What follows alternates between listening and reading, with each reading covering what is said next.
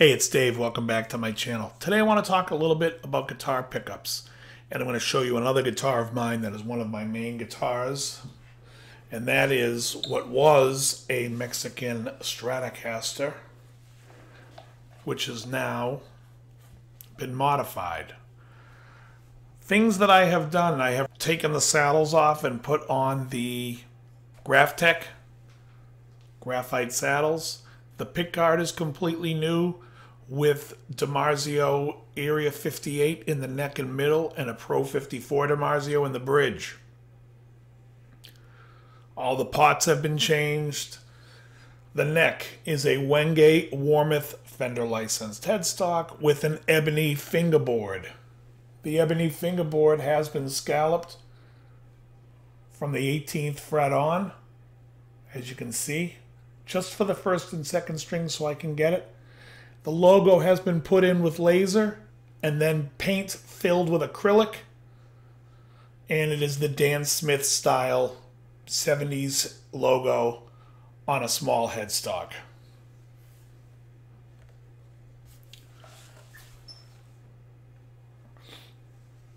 Kluson old style tuners.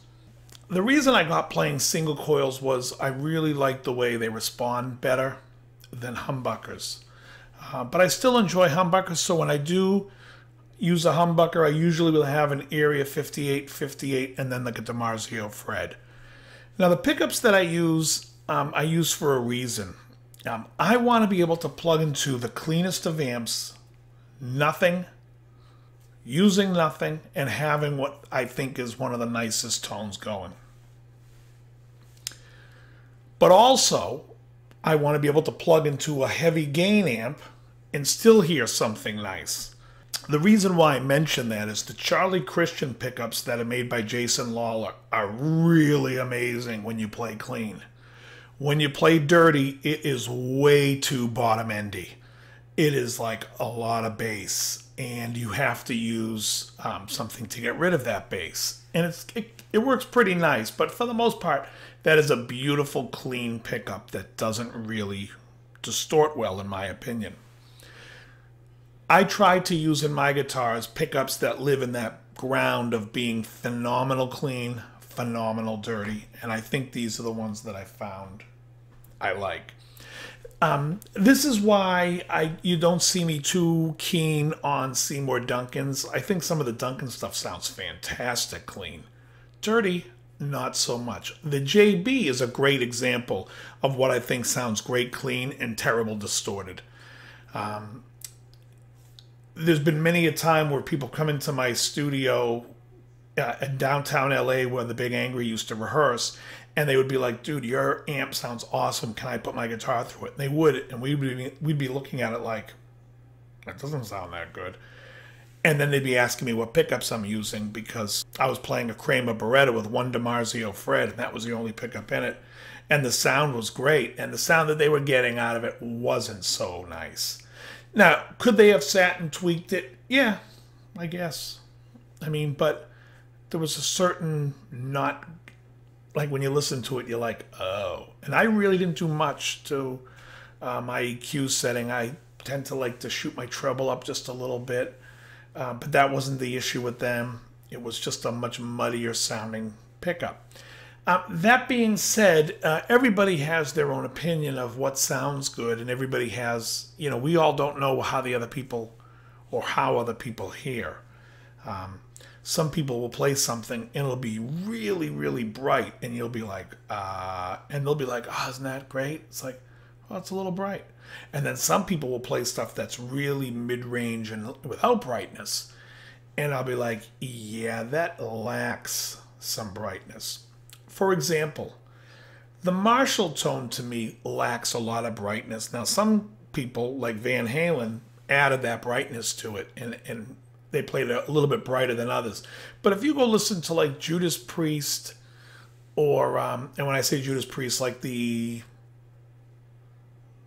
British Steel album, or Michael Schenker's first solo album with Armed and Ready, you hear like a real boxy sounding Marshall, which is like just tons of mid-range, and I'm not a fan of that. That to me does not sound optimum. I mean, to me, I listen to those records and I'm like, there's such nostalgia when I hear it. It brings me back to my age when I was listening to it for the first time. And it's also very good, music. But like if I listen to the Scorpions recordings with Matthias, even the Uli stuff, it's a much brighter sounding Marshall, and it's much nicer for my taste. But, one of the things I can't stand is like on YouTube is a lot of guys will demo stuff. And they'll be like, because you can never make anybody happy. Because someone will say, if you demo it and it's dirty, people are going to be like, oh, I wanted to hear it clean. And if you demo it clean, they're like, oh, I wanted to hear it dirty. And then no matter what you play, it would have been better if you played this. So it's like you can't win. And if you need somebody to do all that, you're high maintenance. You really just should go out and check stuff out and try it. There's no other way you're going to know if you're going to like it. There was a guy, and he switched. He was doing a demo with like Area 58s, and he took them out of a guitar, and he ended up putting in Lindy Fralin pickups. And he was like, yeah, I think I like the Lindy Fralins.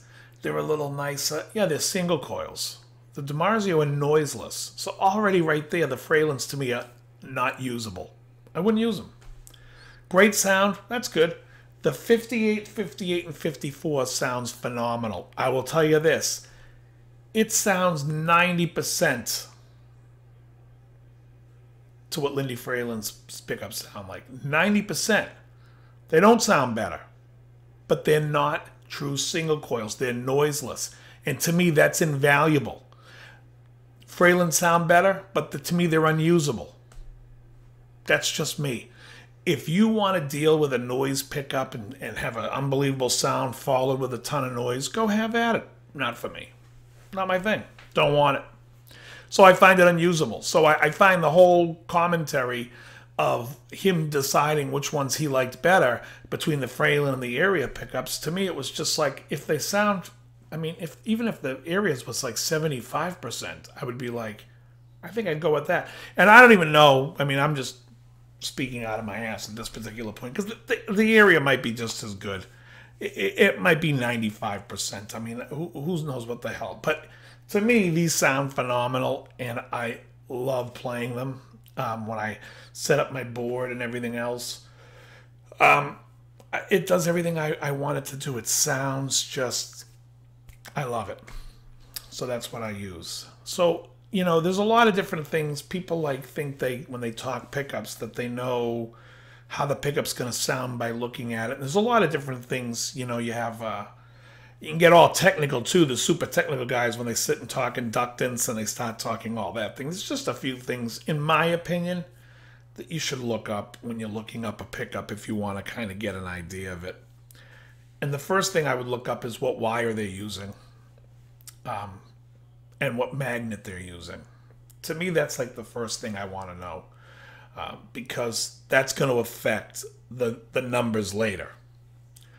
Then I want to know what the resistance is, because most Fender pickups, they wanted it to be about 6K on a single coil.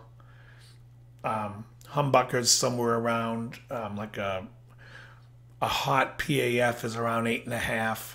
Super hot would be around 9.5. Underwound would be somewhere around 7.5. And then, of course, if they have it, which not all will tell you, is what is the millivoltage, because that's going to tell you the output.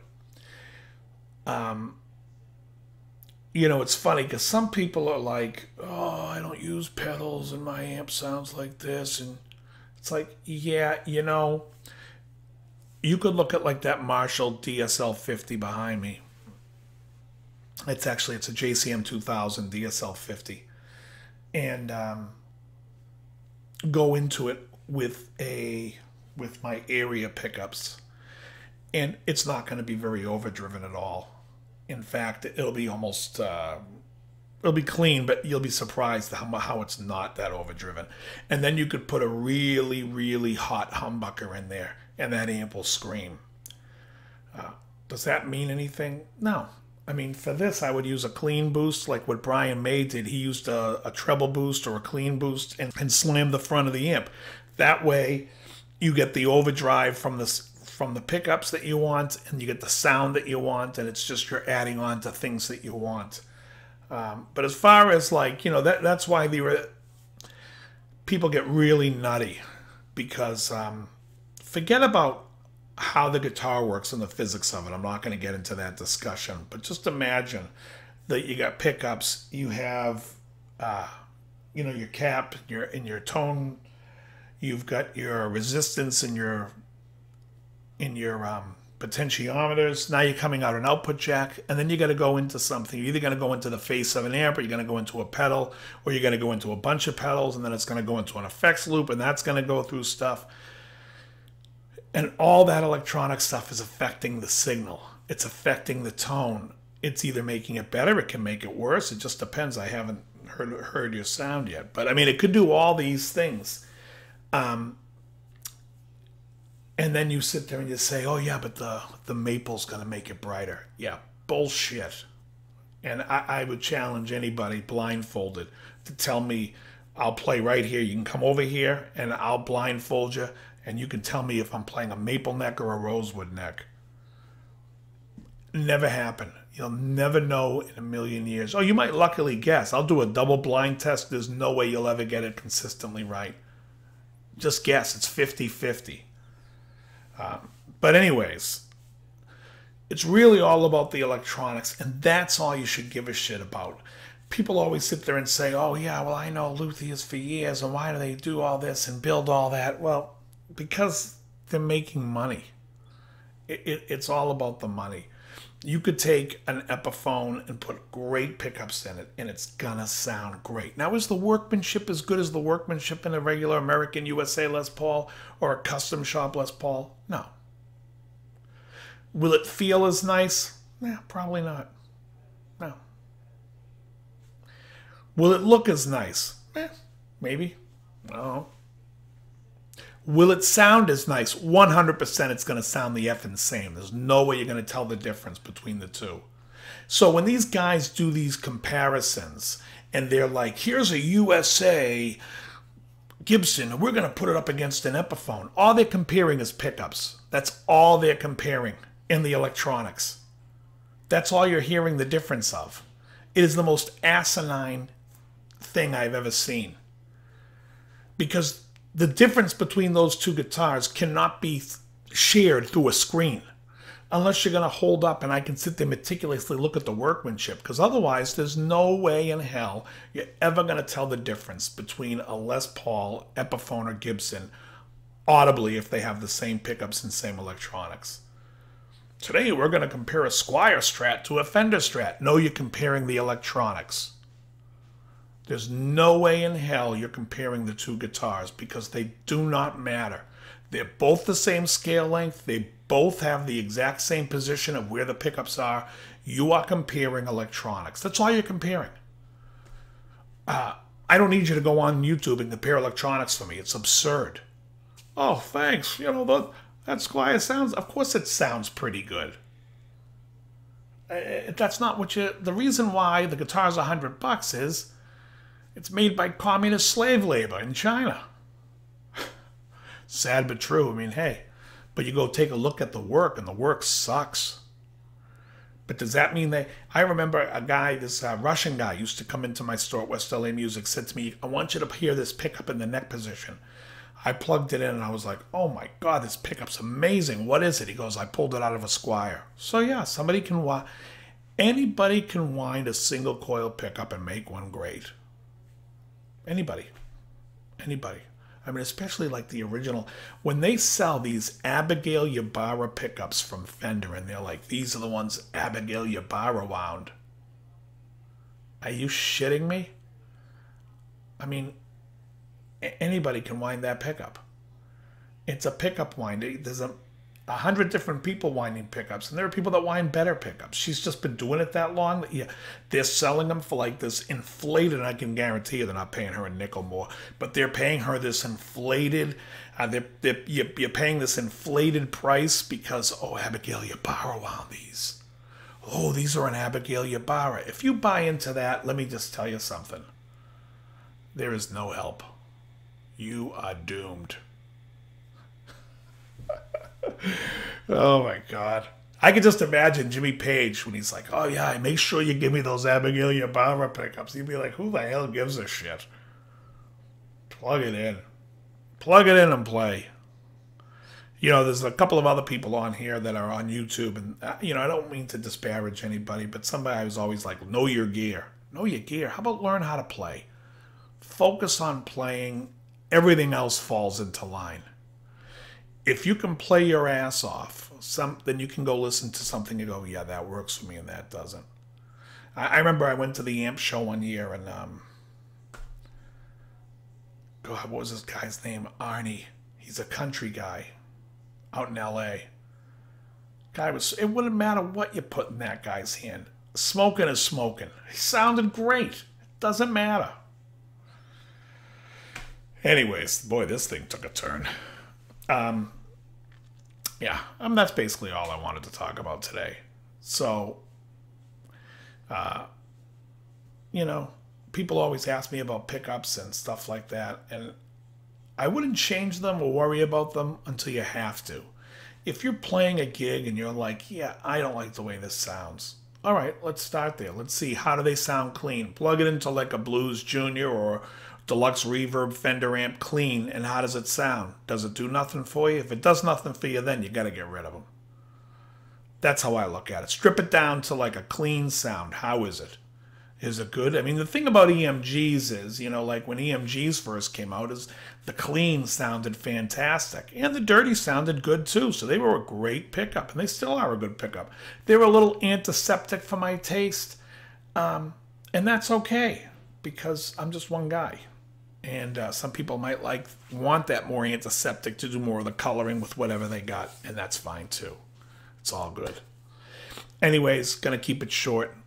Thanks for watching. I appreciate it all. Oh, another thing real quickly. John, who I do guitar talk with, was selling some stuff. He was selling a mini board, so I was like, you know what? I'm gonna finally put a bass board together because I have a bass gig in about 3 weeks. So going on it right here, I have a Wampler compressor that's going to go on my bass rig. I'm going to put this OCD as a drive. On guitar, I'm not really a big fan of this pedal, but I figure maybe some bass drive with really low gain to kind of give that like Chris Squire Heart of the Sunrise sound if I need it. And then I have one of these for an envelope filter, the Soundblocks 2, the Manta bass filter. We do a song called Find Joy by Freak Power, and I'll be using that on that. And as always, very good.